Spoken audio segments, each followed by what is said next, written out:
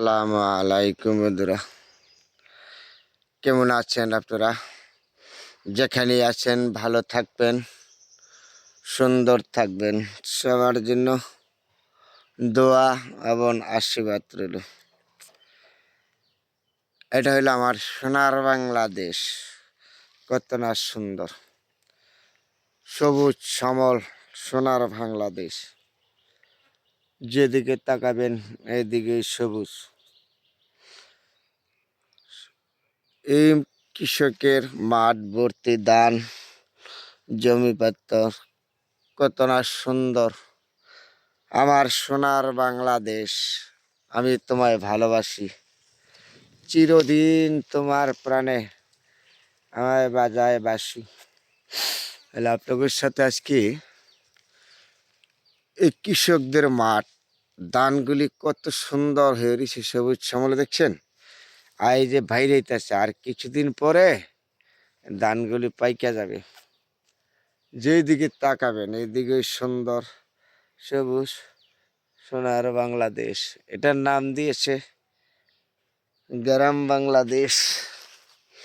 তাহলে আপনি যেখানেই থাকেন না কেন, যে দেশেই থাকেন, গ্রাম থেকে আপনি জন্ম হয়ে গেছেন, এটা আপনি কখনো বলতে পারবেন না যে গ্রাম আমাদের সবার জন্য প্রিয়। আপনি যত বড় ব্যারিস্টার হন, উকিল হন, বিদেশে থাকেন, বাড়ি গাড়ি বানান, টাকা বানান, দেশ বিদেশে যেখানে, কিন্তু আপনি জন্ম হয়ে গেছেন গ্রাম থেকে। এই গ্রামের অবদান কখনো বলতে পারবেন না। তারপরে দেখেন কত সুন্দর, এই যে এইদিকগুলো যে দিল এগুলো ধানের জমি, এগুলো ধান, মাঠ ভর্তি সবুজ শ্যামল হয়ে রয়েছে। আর ওই দিক দিয়ে হলো এই দিক দিয়ে হলো ধান, মাঠগুলি ভর্তি। আমি আজকে গ্রামের দেশের মানুষ, আমি গ্রামে আসি, সবসময় গ্রামে থাকার চেষ্টা করি। জিনিসগুলি যে কত সুন্দর, এটা নিয়ে আপনাদের সাথে একটু শেয়ার করলাম। যেদিকে তাকাবেন এইদিকে সবুজ শ্যামল সোনার বাংলাদেশ। এই যে মাঠ ভর্তি হইলো ধান, এই ধানগুলি কিছুদিন পরে পাইকে যাবে। গ্রামের মানুষের সর্বথেকে বড় সম্পদ হলো কৃষি।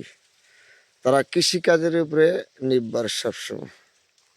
তাদের এই ধান পাকবে, ঘরে উঠাবে, টাকাবে, কিন্তু সব দিক দিয়ে গ্রামের মানুষ হয়তো আর্থিক দিয়ে একটু সমস্যা হইতে পারে, কিন্তু তাদের পারিবারিক সামাজিক